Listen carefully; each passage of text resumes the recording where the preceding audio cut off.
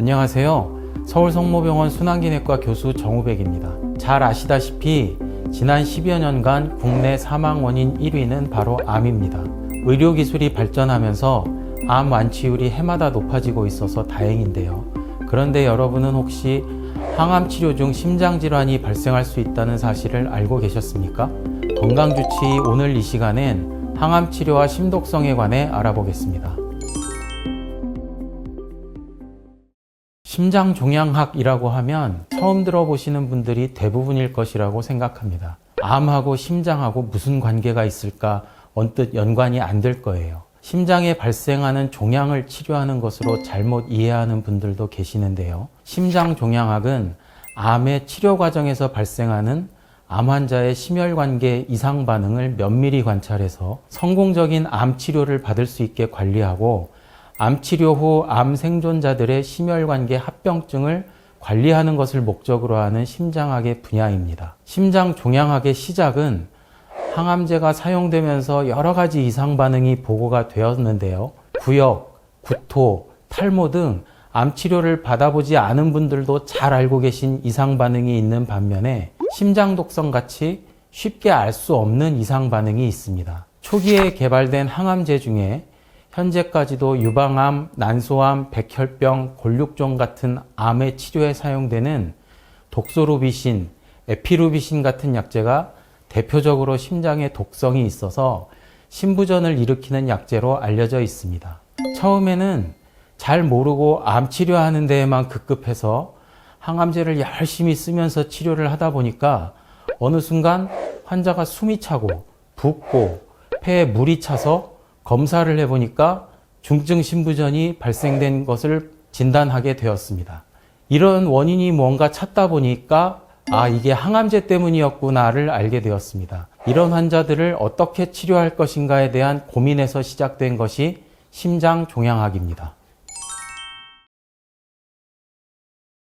항암제가 암을 치료하는 방법이 암세포의 분화 과정에 작용하여 암세포를 죽이는 역할을 하는 거죠. 그런데 암세포만 싹 골라서 죽일 수 있으면 좋겠지만 그게 쉽지 않습니다. 또 대부분의 항암제가 암이 있는 부위에 선택적으로 주입을 하는 것이 아니고 정맥을 통해서 주입을 하게 되는데 이 항암제가 심장으로 우선 들어가야 심장의 펌프 작용으로 동맥을 통해서 전신으로 퍼질 수 있게 됩니다. 이렇게 퍼진 항암제 중에 암세포에 도달한 약성분이 암세포를 죽이게 되는데요. 그래서 정맥으로 주입된 항암제 중 상당량이 우선 심장으로 들어가게 되고 이 중에 일부가 심장의 근육세포를 죽이게 되면 심독성이 발생했다고 말합니다.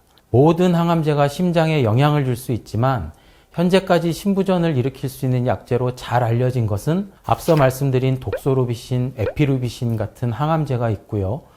허셉틴으로 알려진 표적치료제도 잘 알려져 있습니다. 최근에 사용이 증가하고 있는 면역관문 억제제가 전격성 심근염을 유발하여 환자가 사망한 경우가 보고되어서 전 세계 종양내과 선생님들의 경각심이 높아진 상태입니다. 같은 항암제를 사용했는데 어떤 환자는 심독성이 발생하고 어떤 환자는 특별히 문제가 없는 경우가 있습니다. 이런 차이가 발생하는 것은 유전적 감수성으로 설명을 합니다. 항암제에 대해서 취약한 유전자를 가진 사람이 같은 용량의 항암제에도 손상이 더 많이 일어날 것이다 라고 생각하는 것인데요. 아직까지는 어떤 유전자로 인해서 이런 차이가 나는지 잘 알려져 있지는 않습니다. 그러나 기존의 고혈압, 고지혈증, 당뇨병과 같은 심장질환의 위험인자를 가지고 있거나 이미 협심증, 심근경색증, 심장판막질환, 심부전 같은 심장질환이 있는 분들은 심장이 이런 질환들로 손상을 받은 상태로 봐야 합니다. 여기에 항암제가 추가로 손상을 유발하게 되면 심장 기능이 나빠지는 속도가 더 빨라질 수 있기 때문에 더 많은 주의가 필요합니다. 현재까지 알려진 대표적인 항암제 심독성의 위험인자는 65세 이상의 연령, 이미 진단된 심장질환, 이전에 항암치료 기왕력이 있습니다. 최근에는 암 치료 후 생존율이 늘어나면서 하나의 암을 치료하고 완치 판정을 받았는데 이후에 다른 암이 새로 발병하는 경우가 많아지고 있습니다. 이런 환자들은 항암 치료를 또다시 시작하게 되면 심독성의 발생 위험이 매우 높다고 볼 수 있겠습니다. 네, 방사선 조사 구역에 심장이 포함되면 영향을 받을 수 있습니다. 방사선 치료 후에 관상동맥이 좁아져서 스텐트 시술을 받거나 심장 판막이 두꺼워져서 판막 협착증을 진단받는 경우가 있습니다. 그러나 이러한 손상은 항암제로 인한 심근세포의 사망처럼 즉각적으로 나타나는 것이 아니라 수년에 걸쳐서 진행하기 때문에 치료 후 10년 뒤에 진단되는 경우가 있습니다. 최근에는 방사선 치료 장비의 개발과 치료법의 발전으로 심장에 조사되는 방사선의 양을 최소화하려는 노력이 어느 정도 성과를 보이는 것으로 알고 있습니다. 자, 항암제로 인한 다른 심혈관계 질환으로 대표적인 것이 고혈압, 부정맥, 폐고혈압입니다.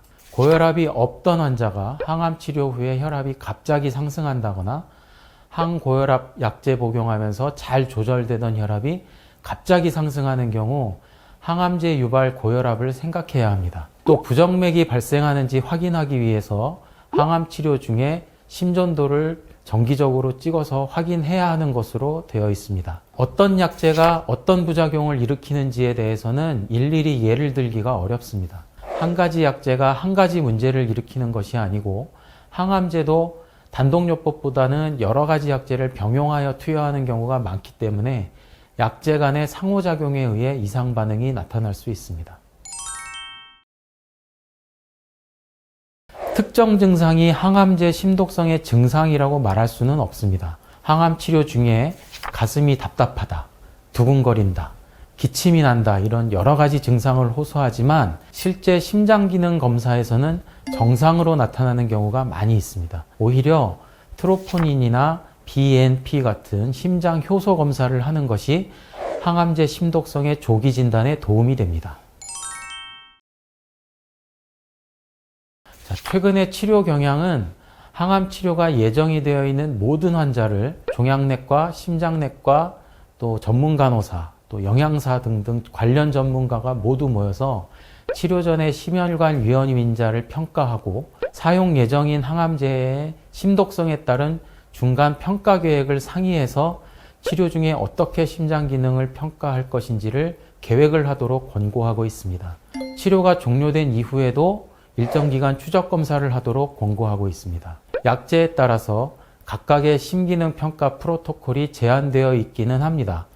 유방암 환자를 예를 들자면 치료 전에 나이, 고혈압, 당뇨, 기존의 심질환 등 위험인자들을 평가하여 심독성 발생의 저위험군, 중간위험군, 고위험군으로 분류합니다. 이렇게 분류한 위험군에 따라 어떤 약제를 쓸 것인지를 계획한 다음 심장 기능 평가 계획을 미리 세우고 이에 따라서 평가하도록 권고하고 있습니다. 항암 치료 종료 시 검사가 모두 정상일 경우 추적 검사를 저위험군, 중간위험군, 고위험군에 따라서 6개월 내지 1년 뒤에 다시 검사를 할 수 있습니다. 각각의 암마다 사용하는 항암제나 항암 치료 스케줄이 다르기 때문에 모든 환자에게 일괄적으로 적용할 수 없고 항암 치료를 하는 종양내과나 종양외과 전문의와 심장 기능을 평가하는 심장내과 전문의의 통합적인 접근이 중요합니다. 심장 종양학의 1차 목적이 심독성 때문에 항암 치료를 중단하는 것을 예방하는 것입니다.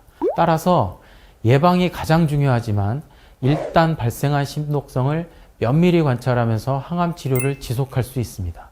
물론 사용하는 약제의 용량이나 투약 스케줄을 조정한다든지 다른 약제로 변경하는 것이 필요할 수 있습니다. 그러나 이런 치료 계획의 변경은 심독성뿐 아니라 간독성, 신독성 등 다른 장기에 발생하는 이상 반응에서도 같이 적용되기 때문에 심독성만을 우선 걱정할 필요는 없습니다. 자, 항암 치료를 하게 되면 항암제로 인한 심독성을 100% 막을 수는 없습니다. 다만 항암제로 인한 심장의 손상이 심부전으로 진행해서 일상생활을 제한하거나 암 치료 후에 심부전 환자가 되어서 심장 치료를 평생 받는 것은 예방할 수 있습니다. 심장의 수축 기능을 평가하는 좌심실 박출률이 55% 이상을 정상으로 보는데 치료 전에 60%였던 환자가 치료 후에 57%로 떨어졌다고 해서 문제가 되는 것은 아닙니다.